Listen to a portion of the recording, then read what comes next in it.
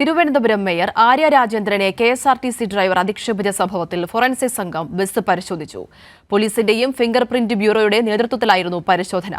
Memory card കാണാതായ സംഭവത്തിൽ കെഎസ്ആർടിസിയുടെ പരാതിയിൽ തമ്പാനൂർ പോലീസ് കേസെടുത്തിരുന്നു. സുലേഖ ശശികുമാർ ചേരുകയാണ്. സുലേഖ, ഇത്തരത്തിൽ മെമ്മറി കാർഡ് കാണാതായ സംഭവത്തിൽ സമഗ്രമായ അന്വേഷണം അത് പുരോഗമിക്കുകയായിരുന്നു. ഇപ്പോൾ പരിശോധന അത് നിലവിൽ തുടരുകയാണോ? തീർച്ചയായും അതിര, ഈ സംഭവത്തിൽ കഴിഞ്ഞ ദിവസമാണ് കെഎസ്ആർടിസി മെമ്മറി കാർഡ് കാണുന്നില്ല എന്ന സംഭവത്തിൽ കെഎസ്ആർടിസി കഴിഞ്ഞ ദിവസമാണ് പോലീസിൽ പരാതി നൽകിയത്. ഇതിന്റെ അടിസ്ഥാനത്തിലാണ് ഇന്ന് ഫോറൻസിക് സംഘം ബസ് പരിശോധിച്ചത്. തമ്പാനൂർ പോലീസിന്റെയും ഫിംഗർ പ്രിന്റ് ബ്യൂറോയുടെയും അതിനൊപ്പം തന്നെ ഫോറൻസിക്കിന്റെയും നേതൃത്വത്തിലാണ് ഇന്ന് ബസ്സിൽ നടന്ന പരിശോധന ഉണ്ടായത്.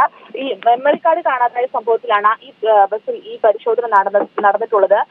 കഴിഞ്ഞ ശനിയാഴ്ചയാണ് ഇത്തരത്തിൽ തിരുവനന്തപുരം മേയർ ആര്യ രാജേന്ദ്രനും ഒപ്പം കെഎസ്ആർടിസിയിലെ താൽക്കാലിക ജീവനക്കാരൻ ആയ ഡ്രൈവർ അശ്ലീലാംഗ്യം കാണിച്ചു എന്ന് പറഞ്ഞ് മേയർ ആര്യ രാജേന്ദ്രൻ പോലീസിൽ പരാതി നൽകുന്നത്.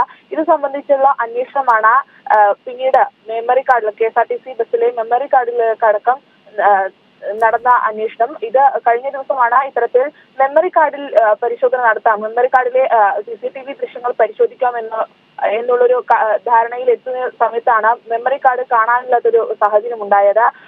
ഈ ഒരു സാഹചര്യത്തിലാണ് ഇന്ന് ഫോറൻസിക്കിന്റെയും ഒപ്പം തമ്പാനൂർ പോലീസിന്റെയും ഫിംഗർ പ്രിന്റ് ബ്യൂറോയുടെയും നേതൃത്വത്തിൽ ബസ്സിനകത്ത് പരിശോധന നടത്തിയത്.